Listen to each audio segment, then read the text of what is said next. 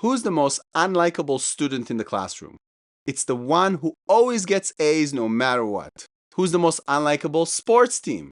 That's the one who always wins the championship every year. The most unlikable colleague is the one who seems like everything comes easy to them.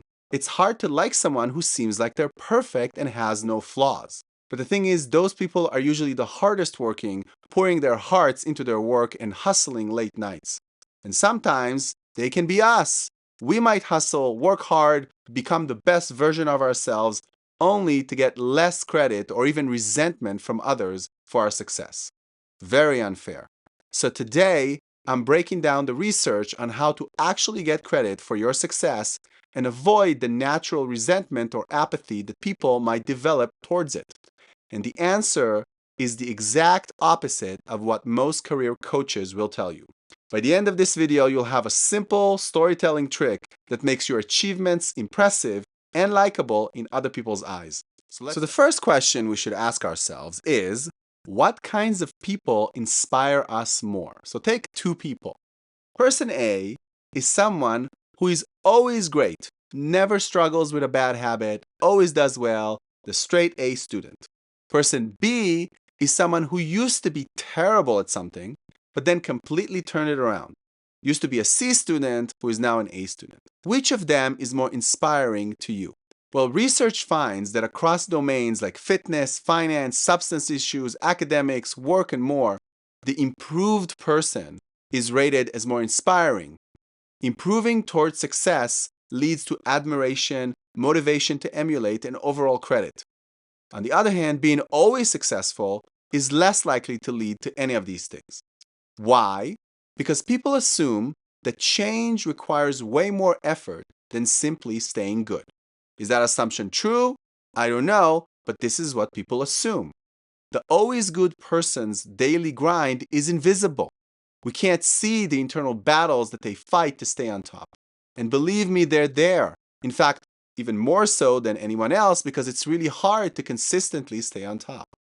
But the trouble is that we never see it. We just see success after success after success. Even though it's actually really hard, it seems easy from the outside. Now contrast that with somebody who goes from being bad to good. That transformation screams, I worked my butt off. We see it as evidence of effort, and effort equals inspiration, equals likability. As the research puts it, having some bad in your past can be a powerful asset in the present. The key insight for us is that you can use this in your career right now. So how do you make sure you get the credit that you deserve? The trick is to stop hiding your old struggles or less than perfect beginnings. Instead, you want to lean into them and use them as a contrast point with your current success. You want to frame your story as, I used to suck at X, but look at me now, I'm successful.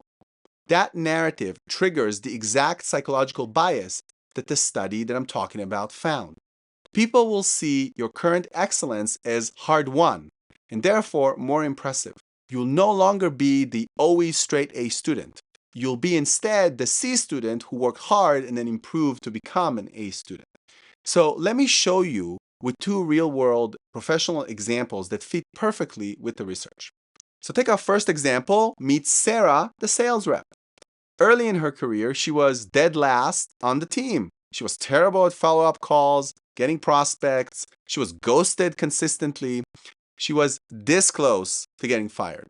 But she didn't quit. She studied her failures. She rebuilt her entire process. She practiced relentlessly. And today, she's a top earner. She's crushing quotas month after month. When Sarah would tell her story in team meetings or interviews, she would tell it like this. I used to be the worst closer on the floor.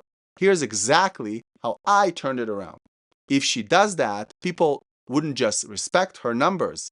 They would be inspired by her. They would see the invisible effort behind her success. The research predicts, and real teams confirm, that if she did that, she would get way more mentorship requests and promotion buzz and admiration from her peers than if she just left her embarrassing struggles out of her story. Those struggles are in fact what makes her current success inspiring. Without them, she's just like the straight A student, always great, but seemingly without having to work for it. Let's take another example. Now I want you to think about Alex, who's a project manager who started out micromanaging every detail, missing deadlines, and burning out his team. The feedback he got was brutal. Instead of pretending that never happened to him, Alex owns it in his one-on-ones and in leadership talks. He'd say things like, I used to be a control freak who killed team morale. I had to completely rewire how I delegate and how I trust people. And here's what that journey looked like and the results we're seeing now. If Alex talked about his journey like that, his current success would seem like it was earned. Colleagues and managers would give him extra credit because the improvement that he had signals massive personal growth. Now imagine if Alex never talked about his checkered past and tried to present himself as always organized and always good. That would have been boring and, in fact, even untrue. Certainly, it would not be as inspiring as Alex, the guy who radically improved. All right, so here's your playbook. In interviews or performance reviews or meetings or any conversation, don't just list your achievements. Instead, start with the low point. Say something like, 2 years ago, I was struggling with whatever it is. And then say, here's the exact system I built to fix it. Here's the exact way that I changed. And I'm the proof that it worked. If you do that, you will take advantage of the insights from the research and become more inspiring. Second, on LinkedIn or any kind of social media website, take your About Me or profile section and turn it into a story that has a redemption arc, that has an improvement. People just fly by a list of impressive achievements. Everybody talks about what university they went to, what job they had. However, people stop and read statements that say, here's how I completely changed.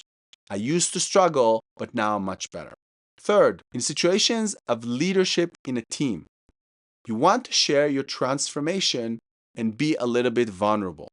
It motivates your people and makes you seem human. It makes your leadership looks like it's hard-won and earned and makes people want to be led by you. Now, as a pro tip, you always want to keep it professional and forward-focused. The point is not to vent or complain or whine about the difficult obstacles that you have to go through, in fact, that all of us have to go through.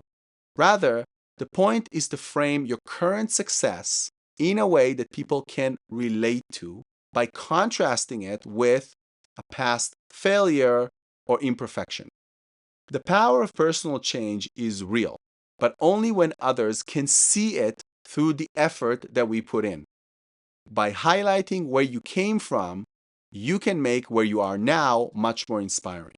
So next time you're tempted to polish off your story until it looks effortless or perfect, don't.